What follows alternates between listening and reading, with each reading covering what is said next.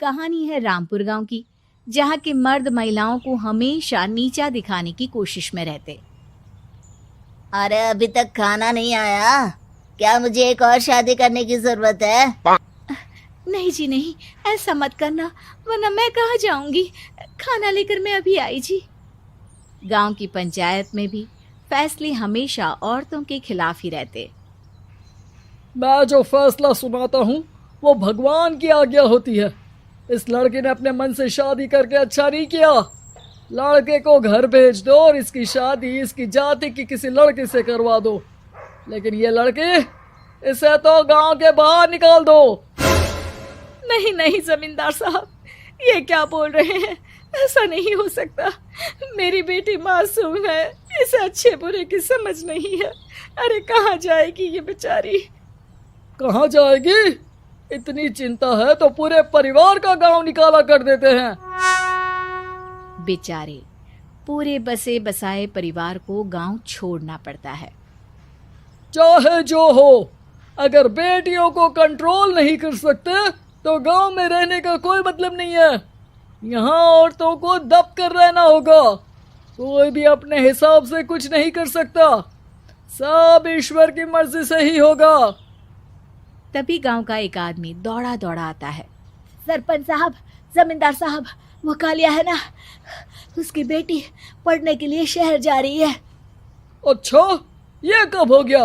और कालिया की हिम्मत कैसे हो गई ऐसा करने की? लेकर आओ उसे और उसकी बेटी को। बस फिर क्या था, हाजिर हो जाते हैं कालिया और उसकी बेटी सरपंच के सामने। अरे कालिया, ये क्या सुनने में आ रहा है? बेटी को इंजीनियर बना रहा है तू? और ये बता, गांव में तो स्कूल नहीं है, फिर कहाँ से इतनी क्लास पास कर गई तेरी बेटी? राधा, जो कि कालिया की बेटी है, उसे लगता है कि सरपंच उसकी तारीफ कर रहे हैं। सरपंच जी, मैंने ऑनलाइन पढ़ाई की है, डिस्टेंस लर्निंग से। सभी में मैंने अच्छे नंबर पाए हैं, जिसे देखते हुए शहर की इंजीनियरिंग कॉलेज में मुझे स्कॉलरशिप मिली है। वाह जी वाह, क्या होती है ये? पहले तो ये बताओ, फिर आगे की बात करते हैं। पूरा गांव राधा की बात सुन रहा था और राधा बोलती जा रही थी। तो ऐसे मैं फ्री में एक अच्छी शिक्षा लेकर गांव में जो कुछ परेशानियां हैं, जैसे बिजली, पानी और इंटरनेट जैसी समस्याओं के लिए काम करूंगी। मैं गांव को शहर से जोड़ने के लिए पुल का निर्माण करवाने का प्रस्ताव रखूंगी। मुझे पूरी उम्मीद है कि जल्द ही हमारा गांव भी तरक्की की राह पर चल पड़ेगा। राधा की बात सुनकर सारे गांव वाले ताली बजाने लगते हैं। सरपंच को समझ नहीं आता कि वो क्या करे।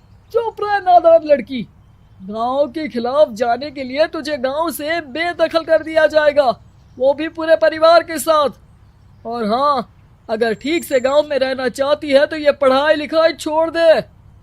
हम तेरे लिए गांव का कोई होनहार लड़का देखेंगे।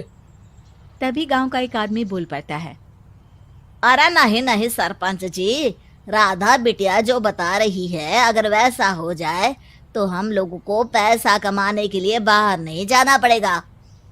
हाँ जी, और ना ही कोसों दूर पानी के लिए भटकना पड़ेगा। हमारे बच्चे भी अच्छी पढ़ाई कर सकेंगे और आगे बढ़ेंगे, ना कि हमारी तरह खेती करते बैठेंगे। क्यों गांव वालों, राधा बिटिया का साथ देना चाहिए ना। सरपंच देखता है कि गांव राधा के साथ है तो वो चुप हो जाता है। वो घर आकर अपने सलाहकार से बात करता है, जो बहुत ही चालाक किस्म का इंसान होता है। अरे सरपंच साहब, आपको बहुत ही होशियारी से काम लेना पड़ेगा। एक बार गांव तरक्की कर गया, यहाँ के बालक पढ़ लिए तो कोई ना पूछेगा आपको। और फिर ये जो बेटा और बेटी है ना आपके, इनको भी आम लोगों की तरह ही जीवन जीना होगा। हाँ, लेकिन करे तो क्या करे? वो ना आप मुझ पर छोड़ दीजिए, बस मैं जैसा बोलूं करते जाइए।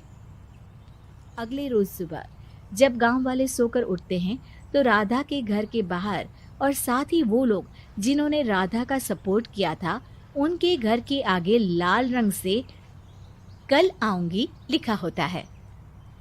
कल आऊंगी, यह क्या होता है? अरे यह तो खून से लिखा है, लगता है कोई भूत प्रेत या चुड़ैल का साया है। चलो सरपंच जी के पास चलते हैं। सभी सरपंच के पास जाकर उसे सारी बात बताते हैं। अरे ये तो बड़ी मुश्किल की बात है। चलो मैं एक बाबा को जानता हूँ, उन्हें बुला लेता हूँ। सरपंच बाबा को लेकर गांव के घर के बाहर जाता है। ओहो, तो ये वो चुड़ैल है जो उन लोगों को निशाना बनाते हैं जो गांव को बदलने का सपना देखते हैं। वो गांव को ऐसे ही संपन्न देखना चाहती है, वो नहीं चाहती कि कोई बाहरी यहाँ का कायाकल्प करे। क्या तुम लोगों में से किसी ने गांव को बदलने की सोच रखी है? तभी राधा की माँ रोते रोते आती है। मेरी राधा घर से गायब हो गई है।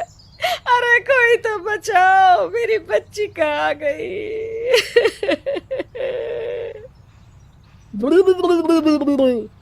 ले गई वो चुड़ैल, तेरी बच्ची को ले गई। अब वो उसे श्रापित करके छोड़ेगी, उस पर चुड़ैल का साया हो जाएगा। तभी बुरी सी हालत में राधा भी वहां आ जाती है। उसके बाल चुड़ैल की तरह फैले होते हैं और कपड़ों में खून लगा होता है। सभी राधा को देखकर डर जाते हैं। माँ, पता नहीं मुझे कौन उठा कर ले गया था। अरे दूर दूर हो जा चुड़ैल, अब हम लोग इस गांव में नहीं रुकेंगे। अरे कैसे बातें कर रहे हैं आप? कल तो आप मेरे भरोसे गांव का हुलिया बदलने, अपने बच्चों को पढ़ाने और तरक्की उन्नति की बात कर रहे थे, तो आज क्या हो गया आपको? ये फिर तुम लोगों को बहकाएगी।